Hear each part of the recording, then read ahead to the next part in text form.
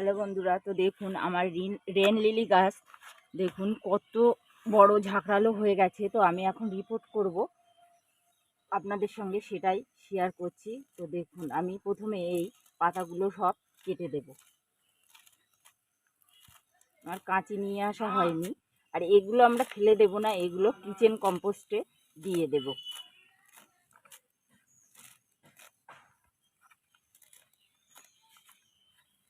তো এইভাবে প্রথমে কেটে নেবেন।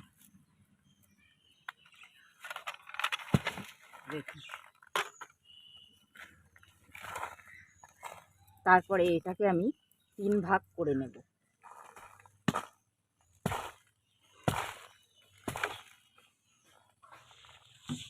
তো আমি এইভাবে ভাগ করে নিয়েছি। তারপরে কি করব, এবারে দেখুন আমি নিয়েছি সম্পূর্ণ বেলে দোআঁশ মাটি, যে টবে পুরনো মাটি ছিল, শুকনো করা ছিল, আবার ভিজে গিয়েছে। আর তার সঙ্গে আমি দিয়ে দিচ্ছি ভার্মি কম্পোস্ট। আপনারা গোবর সার বা পাতা পচা সার যে কোনো একটা নিতে পারেন। আমি 30% ভার্মি কম্পোস্ট নিয়েছি, আর 40% মাটি নিয়েছি, আর 30% নেব এই কিচেন কম্পোস্ট। আমি আর চেলে নিইনি।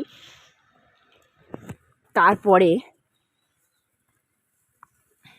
এইভাবে বস্তা দিয়ে দেব। এই দেখুন, বস্তা দেওয়ার পরে প্রথমে আমরা এই কিছুটা কিচেন কম্পোস্ট দিয়ে দেব। এই চালার প্রয়োজন নেই, যতক্ষণ শেকড় নিচে যাবে ডিকম্পোজ হয়ে যাবে, অসুবিধা হবে না।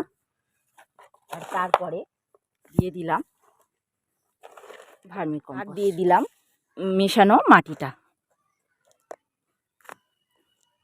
তো মেশানো হয়ে গেছে। দেখুন কি পিঁপড়েও জমে গেছে। এরপরে আমরা গাছটাকে ভালোভাবে বসিয়ে দেব।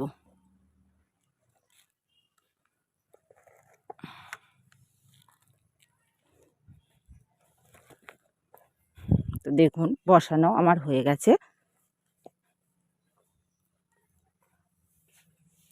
বসানো হয়ে গেছে। এবারে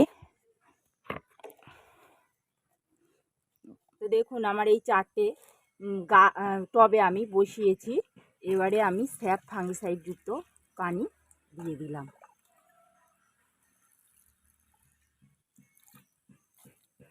তো আপনারাও এইভাবে বসান, দেখুন কত সুন্দর বসানো হয়ে গেছে। পরের আপডেট আমি দিতে থাকবো। আর আমরা যে পাতাগুলো কেটেছিলাম এগুলো কিন্তু ফেলে দেব না, এগুলো আমরা যেখানে কিচেন কম্পোস্ট রেখে দিই বা সবজির জন্য টবে জমিয়ে রাখি, সেখানে এই দিয়ে দিলাম। ভিডিওটি যদি ভালো লাগে লাইক, কমেন্ট ও শেয়ার করবেন। আর আমার চ্যানেলে নতুন নতুন ভিডিও দেখার জন্য চ্যানেলটিকে অবশ্যই সাবস্ক্রাইব করবেন।